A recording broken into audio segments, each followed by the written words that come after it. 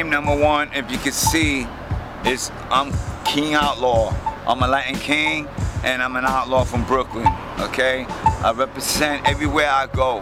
And let me tell you something, I've been shot, I've been stabbed, I've been punched in my face right here and everything. I've done time, jail time and all. But I'm gonna tell you right now, man, do you think it's fun? It's not fun at all. There ain't nothing out here but you sell drugs, people wanna smoke crack, people wanna jip you off, they wanna fight you, you wanna get killed because you got the wrong drugs, you wanna go, you know what's going on in these streets right now, man? The streets is not a street, okay? So stay off of it. Cause you wanna die, stay in the streets.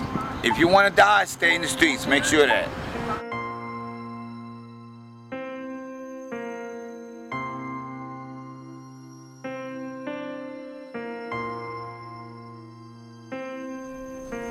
The way I found out about Victory Outreach, the way I was introduced to the home was not just home, but just introduced to God. Was you know, when I was introduced to Jesus, was I was doing the same thing I did every day.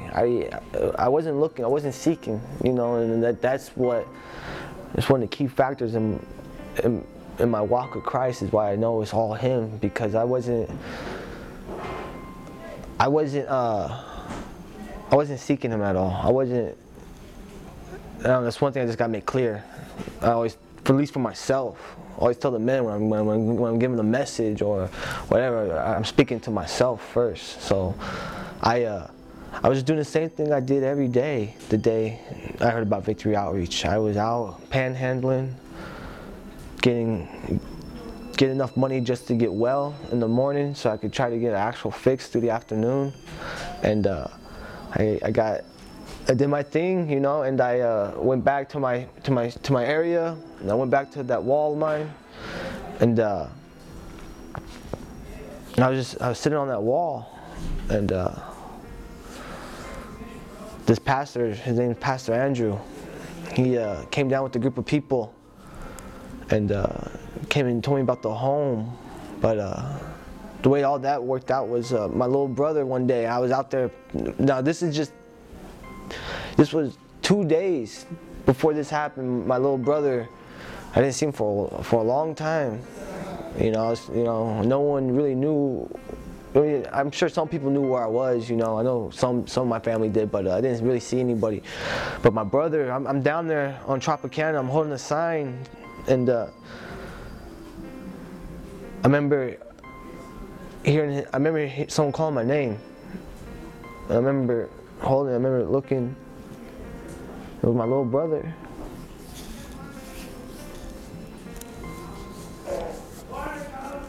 And he's looking at me.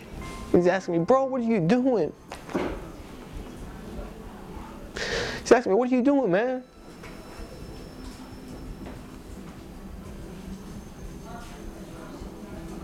In my whole life, I always strived because I was a good brother. Always looked out for my little brother and sister. When we were growing up, he looked up to me so much. And at that moment, I could tell he didn't look up. He didn't look up to me no more.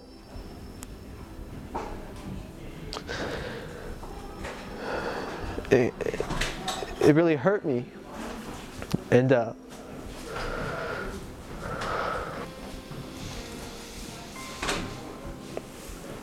remember we talked. He got me something to eat, and we were just talking about life. I remember we were both just sitting there just talking. I could see him tearing up. Then he left. And I went back to the corner to hold sign because I still didn't have enough money. I remember I didn't have enough money to get high still. I remember I went back, and he was pretty hurt from seeing me, and he went back and told told a few people what was going on, and one of the people that he talked to went to a church that did outreaching, and so a couple days later, that's when Pastor Andrew came down to where I was staying, and told me about Victory Outreach.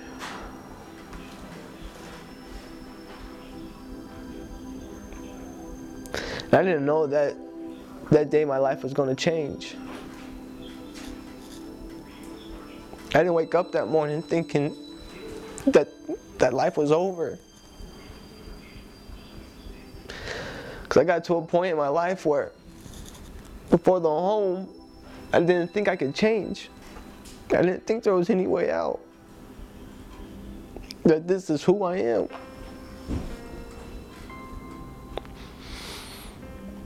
I didn't think that morning when I woke up that the person I was always meant to be was about to start.